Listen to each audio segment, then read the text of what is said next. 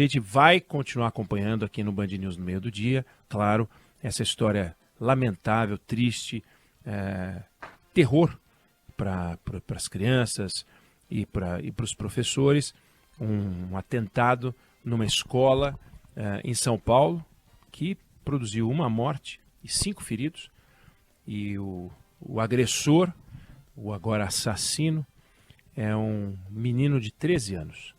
A gente vai falar dessa história, vamos acompanhar, atualizar, ver como é que está o estado de saúde dos feridos, vamos ver como é que estão as investigações, falar sobre isso ao longo aqui do Band News no meio do dia e, obviamente, ao longo da programação, o que se está discutindo nesse momento, que informação se tem do agressor. Mas eu queria começar, Fábio França, ouvinte querido, ouvinte querida, eu diria que o trabalho da polícia sofreu 3 grandes interferências importantes, e eu estou chamando de interferência no sentido positivo. 3 desafios para mudar e melhorar o trabalho da polícia. Por enquanto não são mudanças, todas elas nacionais, mas são mudanças que precisam ser feitas de forma urgente. Basta ver o seguinte número. Em São Paulo, nos confrontos, resultado das operações da polícia para produzir prisão, acontece uma morte a cada 557 prisões. Rio de Janeiro, mesma lógica, confrontos, resultado de tentativa de prisão, na verdade, acontece uma morte a cada 29 prisões. Não é possível que 2 estados vizinhos tenham, um deles, uma polícia 20 vezes mais letal do que a outra polícia. Não faz o menor sentido. Tem uma coisa muito errada. Ou seja, uma pessoa que nasce no Rio de Janeiro, e eu estou falando de dados do estado. Se a gente pegar em algumas regiões, tem áreas onde há uma morte, um confronto que resulta em morte, numa tentativa de prisão, a cada 12 prisões. São Paulo, uma morte a cada 557 prisões. Rio de Janeiro, uma morte a cada 29 prisões, 20 vezes mais. Isso não é normal. 2 dados de 2 estados, dos mais importantes do país. Cada estado tem sua estatística e a gente tem polícias com números diferentes. Nesse momento, o governo federal discute a implantação de câmeras nos uniformes da polícia no Brasil todo. Não é uma decisão do governo federal, mas o governo federal vai desenvolver um programa, estuda um programa para financiar a compra ou a contratação do serviço. Hoje em dia não se compra mais a câmera, você contrata um serviço de gestão desse equipamento, que em São Paulo é um sucesso reconhecido. É um sucesso reconhecido. Reduziu a letalidade da polícia em 80%. Reduziu o número de lesões corporais em 60%, dados da Fundação Getúlio Vargas. É impressionante. Câmera. Só câmera? Não, claro que não é só câmera. Por quê? Câmera registra o que o policial faz de bom e o que o policial faz de ruim. É câmera mais treinamento. Câmera mais adoção de procedimentos operacionais padrão, que são conhecidos pelas forças policiais pelo apelido de POP. Até outro dia o Rio de Janeiro não tinha um procedimento operacional padrão. Não tinha nenhum. Nenhum. O que é um procedimento operacional padrão? É o conjunto de atitudes que deve ser seguida na hora de abordar uma pessoa, na hora de abordar um veículo, para o policial não cometer erros, preservar a integridade física, emocional da pessoa que está sendo abordada e preservar a integridade física do policial. Por exemplo, não faz parte de um procedimento operacional padrão fechar um carro pela frente. Porque se dentro tiver ali um marginal armado, ele atira pelo vidro da frente e mata o policial. Ao fazer o procedimento operacional padrão, a lista de de cuidados é enorme. Por exemplo, uma abordagem clássica de uma pessoa tem lá 14 passos que devem ser seguidos, no caso da Polícia de São Paulo. Isso é muito importante. Portanto, câmera é a primeira mudança, que eu chamei de interferência, né? A primeira mudança na forma como a polícia trabalha. O servidor público que está na ponta de uma política pública, porque o policial é um servidor público na ponta de uma política pública, e ele está lá na ponta mesmo, está operando com um grau de transparência máximo, que nenhum outro servidor tem. O enfermeiro, o médico, o funcionário administrativo, que pode enrolar, que pode dizer barbaridades, não tem câmera. Tem para o policial. E é bom que tenha. E é bom que esse programa corra o Brasil todo. E esse, portanto, essa é a primeira mudança. Não é a primeira em ordem, mas é a primeira que eu estou citando. A segunda mudança importante foi tomada pelo Superior Tribunal de Justiça. O Superior Tribunal de Justiça decidiu no ano passado, e portanto a gente está colhendo os frutos no Brasil todo, e isso tudo vai interferir nas estatísticas futuras, que é uma interpretação sobre o que é a suspeita fundada na hora de uma abordagem. Por que a polícia para alguém?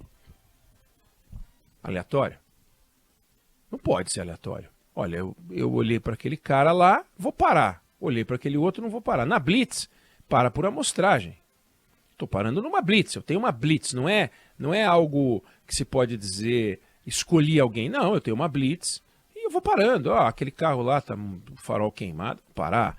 Aquele outro lá, eu vou parar também. É aleatório. Mas todo mundo pode ser parado. Outra coisa é, a polícia está andando na rua, alguém vê a polícia, começa a correr, a polícia vai lá, prende o cara, porque ele correu. Necessariamente isso é uma suspeita fundada. Tem casos de alguém, ele saiu de um terreno baldio com uma mochila. Vamos parar. Não pode. Por que não pode? Porque o que há de suspeito nisso? Alguém sair de um terreno baldio é suspeito? Se a polícia depois fundamentar a origem da suspeita, ok. Mas a gente tinha até então, até essa decisão do STJ, e continua a ter, e isso precisa ser implementado no Brasil todo, a polícia com o direito de parar qualquer um, por qualquer critério, e pronto. E aí vem a parte delicada. Quando para alguém e ele não tem nada, a pessoa é liberada e tudo que ela não quer é confusão com a polícia. Então ela não vai fazer boletim de ocorrência, não vai fazer nada. Não. Foi parado pela polícia, ok.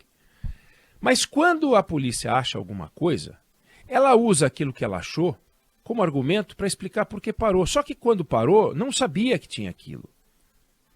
Esse procedimento é essencial. Não pode parar se não tiver uma fundada suspeita. E o caso que produziu essa decisão do STJ era justamente alguém que foi pego, parado, e quando foram conferir, tinha cocaína. 1 grama, pouco tal, mas tinha cocaína. Aí ele foi condenado por tráfico de drogas. Pode-se até discutir o absurdo da desproporção, né? Condenação por tráfico de drogas com 1 grama de ouro. 1 grama de cocaína. Eu sempre falo 1 grama. Erro louco esse, viu? Que vergonha. 1 grama. Mas o fato é, você não pode usar o que você descobriu depois como argumento para explicar o que você fez antes. Porque não tem sentido. Não tem sentido lógico, não tem sentido jurídico, não tem sentido processual e a justiça não aceita. Então, também não tem sentido prático para o trabalho da polícia. Mas vários casos foram assim. Nós paramos fulano, quando olhamos, ele estava em suspeita fundada. Quando a gente foi olhar, estava lá cocaína, portanto, processa. E juiz dá. Tem juiz que deu condenação, teve TJ que deu condenação, foi parar no STJ, o STJ disse não pode, isso não pode. Pô, mas o cara tinha cocaína. Bom, não pode. O princípio está errado. E, obviamente, o processo só vai para o tribunal superior, para um tribunal superior, se há uma discussão em torno de algo que apontou um crime para alguém. Do contrário, não teria sentido. Então, ele foi condenado. E depois a discussão foi para no STJ, que pediu, concedeu um habeas corpus e tomou essa decisão. Não pode. O artigo 240, 244 do Código de Processo Penal diz claramente o que pode e o que não pode, e suspeita fundada não pode ser qualquer coisa. Eu acho que o policial não gosta disso. O policial não gosta disso. Mas depois o processo cai. Além de ser uma agressão com um monte de gente que depois é liberado e não tinha nada. Com a mesma suspeita fundada, não fundada, que usaram para prender um traficante aqui e outro ali. Eu costumo dar como exemplo, um exemplo horroroso, mas é um exemplo. Se alguém subir no alto de um prédio e jogar um ovo na cabeça de todo mundo que está passando, vai conseguir acertar a cabeça de um político ladrão, vai acertar a cabeça de um assaltante de banco, vai acertar a cabeça de um estuprador, vai acertar a cabeça de um assassino e vai acertar para isso a cabeça de milhares de pessoas ou centenas de pessoas inocentes. Então, jogar um ovo lá de cima do prédio na cabeça de todo mundo que passa é saber que vai, para fazer a justiça pegando uma pessoa malvada, vai pegar um monte de pessoas inocentes. Então a suspeita fundada, ela existe para evitar esse tratamento aleatório.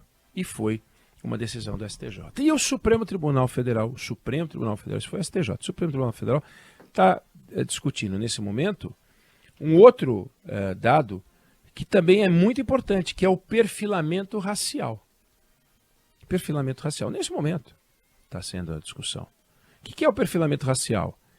É não dar à polícia o direito de parar alguém porque ele é negro.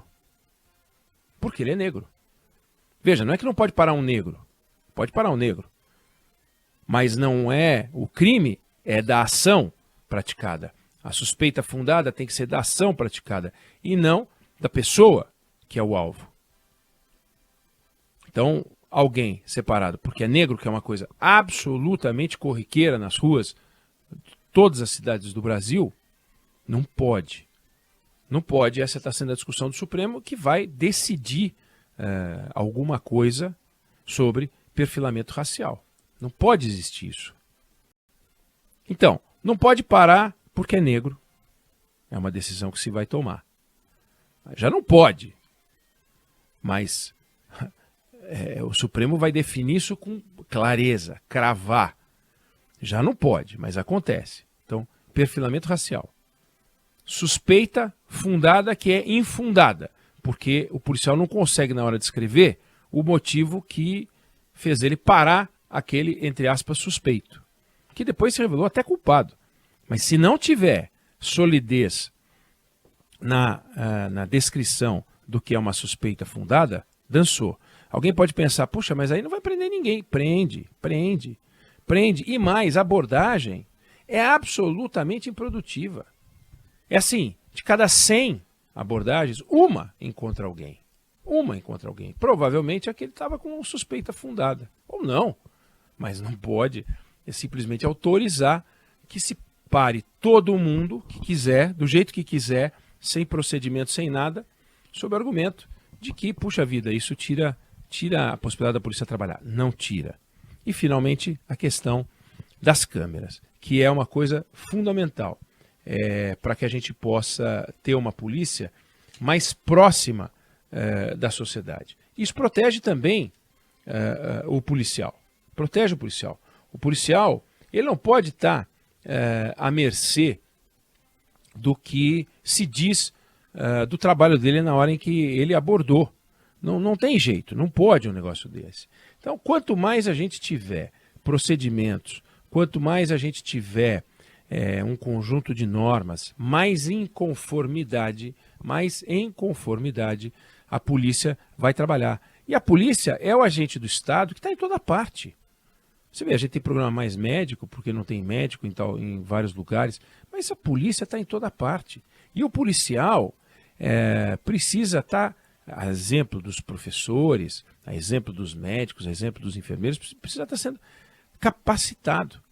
Então a gente pega, por exemplo, a polícia, uma polícia bem treinada, a gente tem polícias onde, para virar policial, o policial tem que estudar 2 anos, fazendo academia. E tem outros lugares onde em 3 meses ele vira policial. Desculpa. Mas se em 3 meses ele vira policial, que treinamento ele recebe se o outro é em 2 anos? Na polícia de São Paulo, para sair de capitão para major, precisa ter mestrado. Para sair de major para coronel, precisa ter doutorado. Isso muda. São pessoas mais bem treinadas, pessoas mais preparadas, pessoas mais cultas, pessoas mais sólidas. Não só emocionalmente pela experiência, mas culturalmente também. Ficam mais complexas. Não, sai o fígado e entra o cérebro. Não dá para a maior virtude do policial ser a coragem. A maior virtude do policial tem que ser a disciplina. E isso protege o policial. Porque o policial destemido é o primeiro a tomar um tiro. O policial disciplinado, ao se proteger, ao ter na cabeça todos os procedimentos operacionais padrão, que, aliás, os estados têm que desenvolver, ele se protege. E é para isso que a gente quer. A gente quer um policial que trabalhe a vida inteira na polícia e, no final, se aposente. A gente não quer um policial que trabalhe 10 anos e tome um tiro. A gente quer um policial que consiga se aposentar. Olha, é de se perguntar qual foi a última vez que um policial morreu no Japão.